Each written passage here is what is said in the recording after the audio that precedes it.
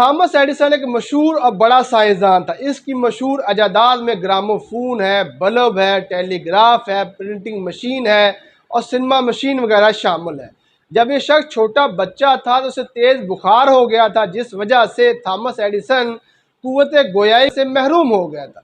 जब ये शख्स छोटा बच्चा था, स्कूल में पढ़ने जाया करता था, तो एक दिन थॉमस एडिसन के उस्ताद ने एक सर्वमहर खत, एक सील्ड लेटर थॉमस एडिसन को दिया और कहा कि इस खत को अपनी वालदा को दे देना।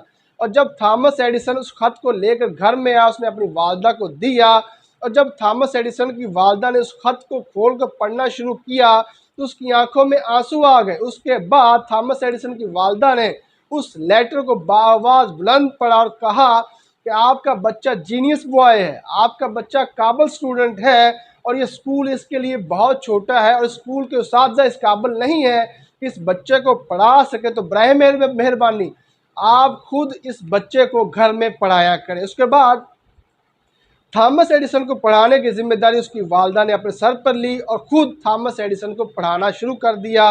और एक दिन आया कि थॉमस एडिसन एक मशहूर और बड़ा साइंसदान बन गया और उसकी वालदा का भी उस वक्त इंतकाल हो चुका था। तो एक दिन थॉमस एडिसन ख़ानदान के कागजात में से कोई चीज़ ढूंढ रहा था तो उसे वही ख़त मिला, जिसे उसने दोबारा खोला और पढ़ा। उसमें लिखा था कि आपका बच्चा नालायक बच्चा है, आपका बच्चा कुंद जहन है, आपका बच्चा जहनी तौर पर नकारा है, लिहाजा आइंदा इसे स्कूल मत भेजिएगा। उसके बाद थॉमस एडिसन ने अपनी डायरी में एक नोट लिखा और लिखा कि जो थॉमस एडिसन था वो नालायक बच्चा था, वो कुंद बच्चा था, वो जहनी तौर पर नकारा बच्चा था, लेकिन उसकी अजीम वालदा ने उसे एक बड़ा साइंसदान बना दिया।